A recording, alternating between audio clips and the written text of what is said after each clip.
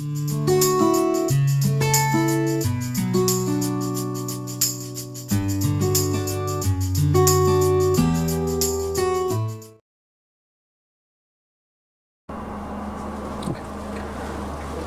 good morning everyone. I am Dr. K. Murali Krishna, Associate Professor, Department of Civil Engineering, CC Institute of Technology. So today I am introducing about to that my subject, Engineering Geology. So Engineering Geology, one of the branch in geology. So it's knowing about to that systematic knowledge of in that civil engineering constructions. So before going to the construction, so we have to investigate it in detail. So what is the earth surface process? So geology, so geo means earth, logy means some science. So we are able to understanding about to that interior of the earth. So knowing about to that in detail, surface variations, features like to that, how it form up the rivers, how it will be form as the mountains. So what is the impact created onto that formations of the mountains and rivers. So these are the few branches in that geology. So like in the physical geology, mineralogy, petrology, structural geology, engineering geology, hydrology, and geophysics and geohydrology. So these are the different branches in geology. So it deals with the earth surface process. So for example, if you take about the physical geology is that deals with in the physical process, surface process, like in the formation of lands, different landforms. So in the river, having to that different types of landforms is there, initial stage, middle stage, and old stage.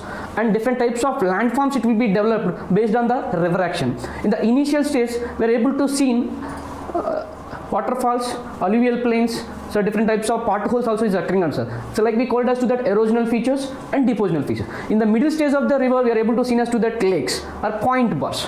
In the old stage of the river, we have to see into that delta and the deltaic places. So these are the three parts of the rivers in that places. As a civil engineer, we have to working on to the three different places. So what type of considerations will be required? Whether it is a construction of reservoir, whether it is a construction of dam, whether it is a construction of any infrastructure. So definitely we can understand about to that physical process. Then mineralogy. So mineralogy is that deals with the different types of minerals, rock forming, ore forming. So how it will be useful for to that foundational related to that. And another branch is to that petrology. So petrology is that deals with to that. So different types of rocks. Earth having three types of rocks is there. So one is the igneous, sedimentary, metamorphic rocks. Igneous rocks are formed as to the comes under from to that fire. So in the 90% rocks are igneous rocks at the time of formation. So then sedimentary rocks. Sedimentary rocks are pre-existing rocks. So then the material will be weathered, either igneous, either metamorphic. It will be formed as to that sedimentary rocks. In the present day, 75% of rocks are sedimentary rocks. And third one is to that metamorphic rocks. So metamorphic rocks are metamorphosed refer to that either igneous rocks, either sedimentary rocks. It's a simple temperature pressure applying on the rock body, it will be metamorphosed. So which are the rocks we have to deal with the petrology. And structural geology, the structural geology that deals with the secondary structures, like in the time of formation, we have to observe in the rocks different structures, like in the vesicular structure, genolithic structure. These are the structures, primary structures. So in the structural geology, it deals with in the secondary structure. So secondary structures, it means to that while applying on to the tensional forces or the compressional force on the particular rock body, the structure will be formed. So the example as to that fold, fault, joints or unconformities, and that deals with the structural geology. Now paleontology. So paleontology deals with various microfossils and megafossils. And similarly, mining geology. So mining geology also is given to that how it will be done in the mining activities, how it will be going on to that further actions, how we can extract the material into that those areas. It's an entire process deals with to that mining geology. Now engineering geology. So as a civil engineer, definitely they can understand about to that engineering geological process before construction. In the systematic study of engineering geology, it gives us that broad idea about to that for any civil engineer. So before and after construction of any buildings.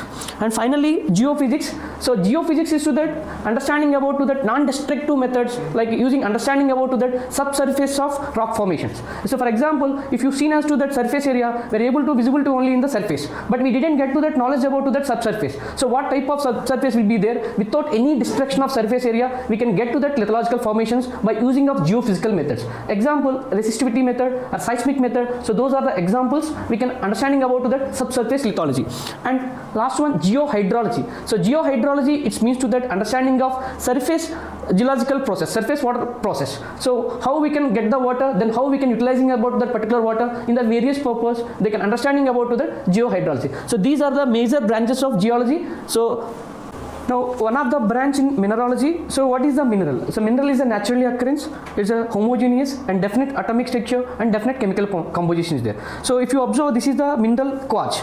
If you say to that, this will be occurring as to that natural phenomena. So, there is no man-made structures. So, they're entirely available into that naturally. So, if you identify the physical properties of mineral, so if few examples is there how we can observe as the color. So everybody, if you say to that color, so definitely it will be absorb something and reflecting something else. So basically we have to see different types of colors in the same minerals will be different. For example, this is the quartz, it will be occurring as to that rose color. In the similar type of quartz is occurring as to that amethyst. So this is the properties wise will be same and color wise will be different. So those will be same properties will be occurring by form wise or occurrence wise or hardness wise, entire properties will be same.